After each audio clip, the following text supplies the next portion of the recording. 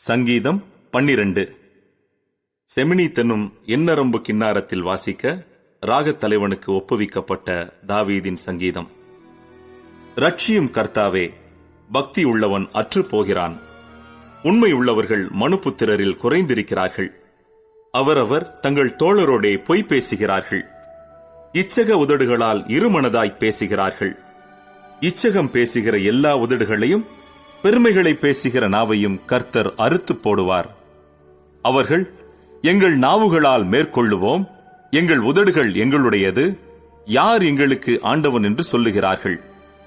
ஏழைகள் பாழாக்கப்பட்டதின் நிமித்தமும் எளியவர்கள் விடும் பெருமூச்சு நிமித்தமும் நான் இப்பொழுது எழுந்து அவன் மேல் சீறுகிறவர்களுக்கு அவனை காத்து சுகமாயிருக்க பண்ணுவேன் என்று கர்த்தர் சொல்லுகிறார்.